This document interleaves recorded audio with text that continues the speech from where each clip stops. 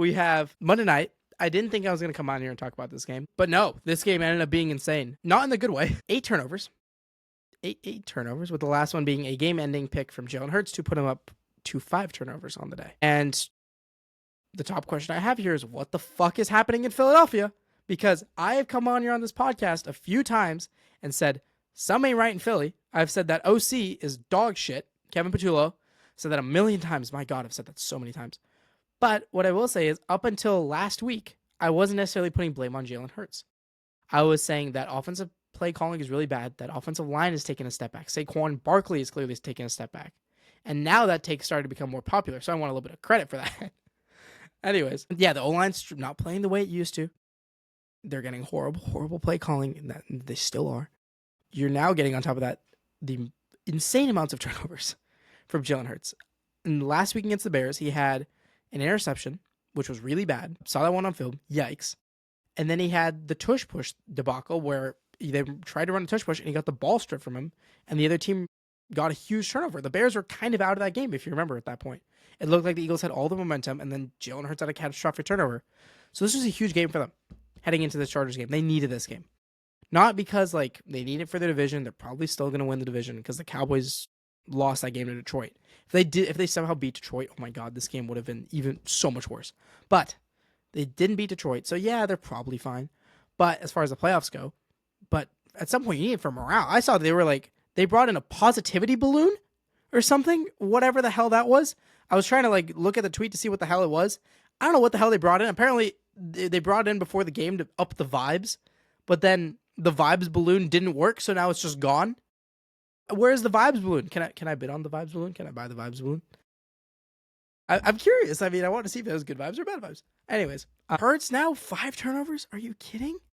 And if you watch them, it's not like, oh, maybe this guy dropped that ball. Oh, no, they were just awful. They were really, really bad turnovers. Of course, he had the double turnover play, which Jalen Hurts in this week, I needed him in fantasy. I was winning in the playoffs, and he gave me negative 5 points on one play. I think he finished with 0.4 on the day, so that's unfortunate. But Jalen Hurts goes out there, throws a pick to a defensive tackle who dropped in coverage, who wasn't he wasn't sneaky. He wasn't, he drops out last second. No, he was just chilling in the zone, and then Jalen Hurts threw the ball to him because the Chargers ran a lot of sim pressures in that game. By the way, sim pressure means that they rush 4, but they don't rush the front 4. So, in that case, a defense tackle drops back and a corner rushes, or a linebacker rushes, right? So it's technically still 4 guys, but it's a simulated pressure, as in the quarterback thinks it's a blitz. So if you didn't know what sim pressure meant, yeah. We had that one, and then somehow, by God's grace, he has the ball back in his hands, Jalen Hurts, because the defense tackle thinks he's Marshawn Lynch and he fumbles the ball, which, how does that happen every freaking time a defense tackle gets the ball in your hands? Look, I'm not saying get down. This is technically your once-in-a-lifetime moment to go try and score a touchdown, and every defensive tackle treats it that way. But God, man, hold on to the ball. Please hold on to the ball. There's a amount of times that happens for no reason. Anyways, yeah, he gets the ball back in his hands, and then he has a good second to either tuck the ball away, get on or something. Then he looks like he's trying to tuck and run again, and then gets the ball punched out. That was a mess and a half. And of course, you had 2 other interceptions, with one of them being a literal throw to Dante Jackson, which was awful. And then you have, of course, the coup de grace. I was watching the game with a few buddies of mine. We get to overtime, and it's wow, Jalen Hurts is actually moving this ball really well, because the Chargers got 3 on their last possession. And I remember literally saying, Jalen Hurts had an awful game, but he's playing great in overtime. This is great to see. He's playing great football.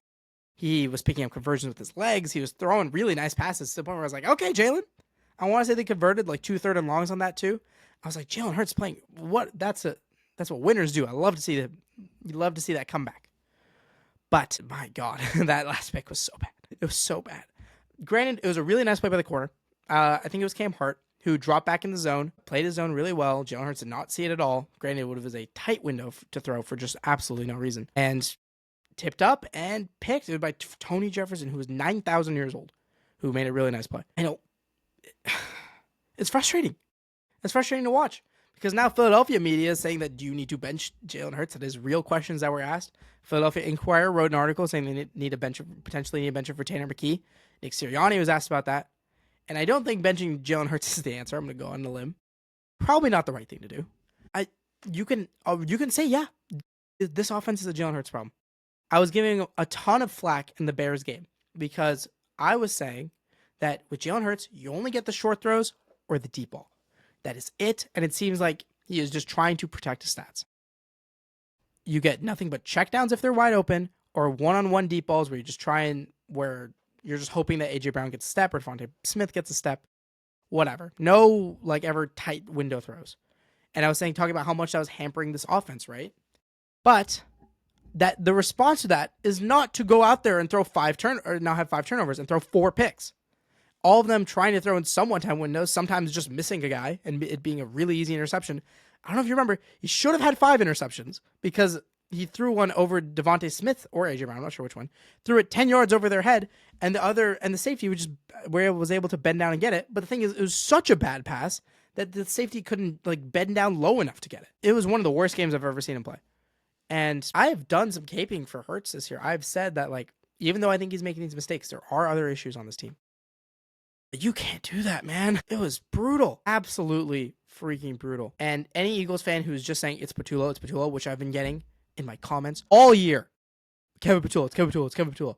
And again, I was one of the first people immediately on this play calling for Patullo is just dog shit and it's not going to work and they need to fire him. I think I said that week 5. And it's not, but the thing is, it's not just Patullo. It really is not.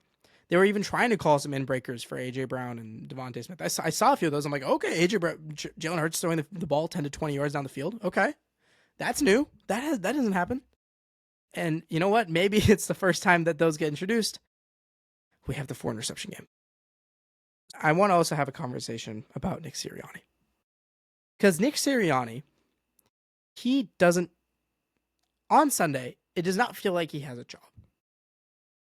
Right? He has an OC, in this case Patullo, or last year's Kellen Moore. On the defensive side of the ball, his coordinator is Vic Fangio for the last 2 years.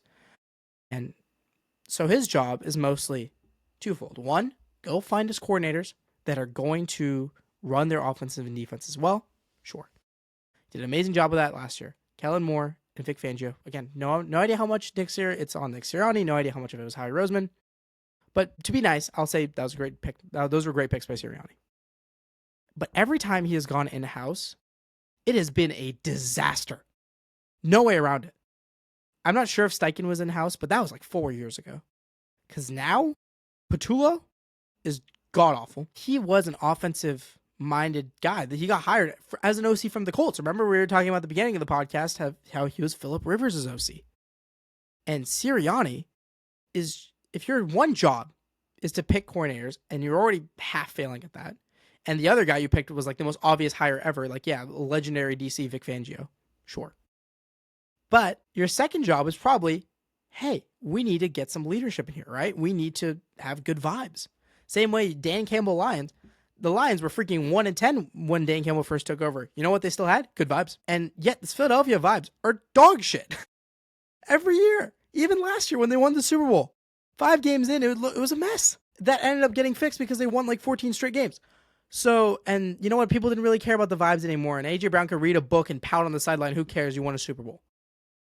But it seems like anytime there's not an insane amount of winning, the vibes just get immediately destroyed. So I ask, what the hell does he do? Just no way around it. What does he do? He has that fat freaking security guard that walks around to the side of him, Big Dom.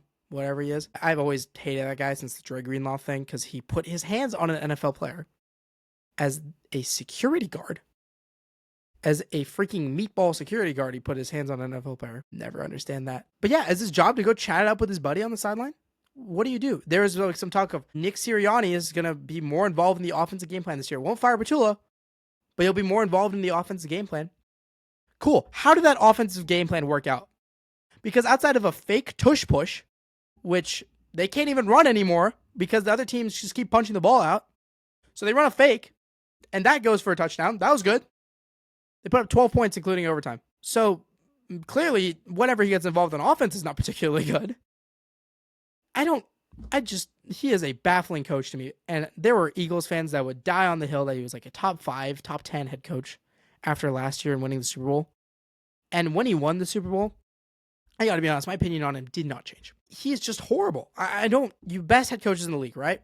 Sean McVay is an insane play caller, always has the team with good vibes, clearly is involved in like player personnel, and you see how the Rams, even after going all in and giving up those draft picks, had like a 2-year turnaround.